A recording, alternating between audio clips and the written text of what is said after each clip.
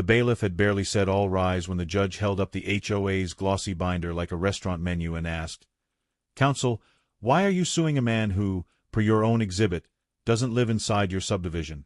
The plaintiffs froze. The gallery, packed with neighbors who'd taken the morning off work just to watch this unfold, snickered. I sipped from the world's pettiest coffee mug, it read "Not your member," and watched Corinne Ashby, HOA president, whisper to her attorney with the desperation of someone frantically searching online for how to be a neighborhood. Her face had gone from power suit confident to panicked parent-teacher conference in under 5 seconds. This was the moment I'd been waiting for, and it was even sweeter than I'd imagined.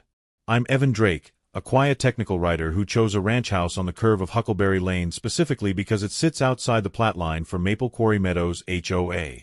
I did my research before buying. I walked the property lines with a survey map, checked the recorded plat documents, and made absolutely certain I was outside their jurisdiction. I like my weekends spent mowing the lawn on my own schedule, not attending meetings in folding chairs where people argue about fence height for 2 hours straight. I wanted peace, privacy, and the freedom to paint my front door whatever color I pleased without a committee vote. Enter Corinne Ashby, helmet hair that defied both gravity and good sense, pearl whistle hanging from a lanyard she wore even to the grocery store, and the energy of a substitute teacher who genuinely loves handing out detentions. She'd been HOA president for 6 years, which in neighborhood politics is basically a dictatorship. After losing 3 quorum votes in a row because nobody wanted to attend her mandatory monthly meetings anymore, she decided to grow the HOA the old-fashioned way by pretending the boundary was fluid, subject to interpretation, a living document. If she couldn't get enough members to show up, she'd just create new members out of thin air. And I was her first target. First came the notes slipped into my mailbox. Welcome to the community. Annual dues $780. Late fee $35 per day. I read it twice, confused, then checked my property deed. Lot 12B, outside plat PQ407.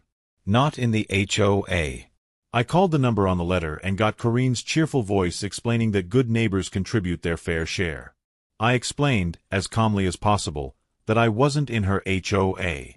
She laughed, a condescending little trill, and said, "Well, you benefit from our efforts, don't you? The property values, the aesthetic standards, the sense of community." I told her to check the legal description on file with the county and hung up. That's when things escalated quickly. Then came the threats. Refusal to join is hostile to neighborhood cohesion, one letter read, typed on official-looking letterhead she'd clearly designed herself. She taped a lien notice to my front door with a glitter sticker shaped like a house, like a ransom note sponsored by a craft store.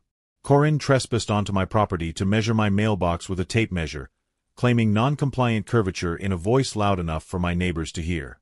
She took photos through my hedge with her phone, calling it evidence capture, and told everyone at the community pool that I was a free rider who wanted all the benefits without paying my share.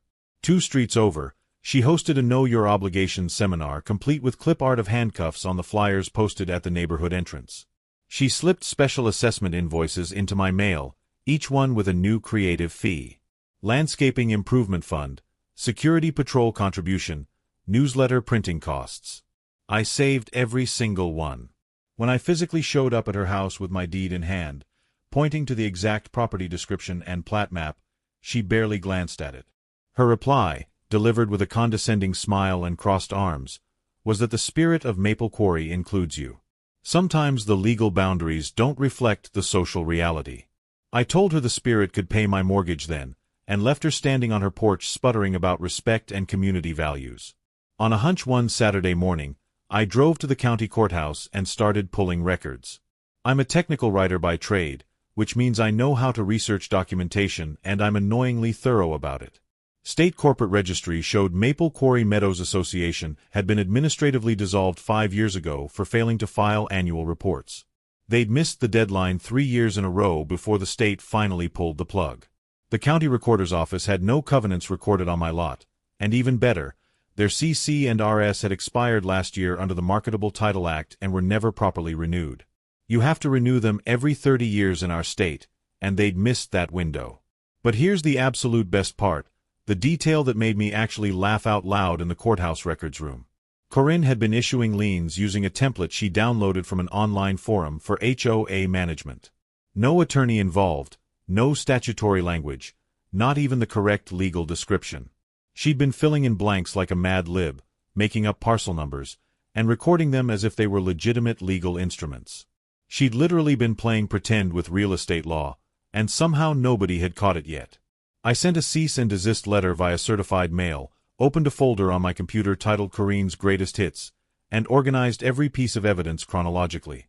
When she doubled down and actually filed a lawsuit against me for unpaid dues totaling $3,200, including penalties and interest she'd calculated herself, I was almost grateful. She'd just handed me the perfect opportunity. I hired the retired prosecutor who lived next door, a man who'd spent 30 years making people regret their poor life choices, and we filed a counterclaim for slander of title, civil extortion, and ASLAPP motion for frivolous litigation. I also sent copies to the State Attorney General's Nonprofit Division and the County Consumer Fraud Office. If we were going to court, I was bringing every relevant authority with us, and Corinne was about to learn what actual legal process looked like. Discovery was an absolute piñata of evidence, and every swing revealed something more ridiculous than the last. Their membership roll included houses from 3 different subdivisions, including properties that had never been part of any HOA, and 1 vacant lot optimistically described as future gazebo donor. Meeting minutes showed board elections with 6 voters out of 142 homes, conducted by what they literally called show of vibe in the official minutes. One election was decided because Corinne said she could feel the community's energy supporting her continued leadership. Bank statements revealed administrative stipends being paid monthly to Ashby Neighborhood Services LLC, a company that provided management consulting to the HOA. Guess who owned the company and was paying herself $600 a month from the dues she collected? The financials also showed purchases at craft stores, office supply chains, and a laminating machine that cost $400, all expensed to the HOA's Community Improvement Fund. Their attorney, clearly realizing what he'd gotten himself into, tried sending a stern letter suggesting I drop my counterclaims to resolve this matter amicably and avoid unnecessary legal expenses. My lawyer, a retired prosecutor who lives next door and grins like a cat with a secret, replied with Exhibits A through what he cheerfully labeled filibuster.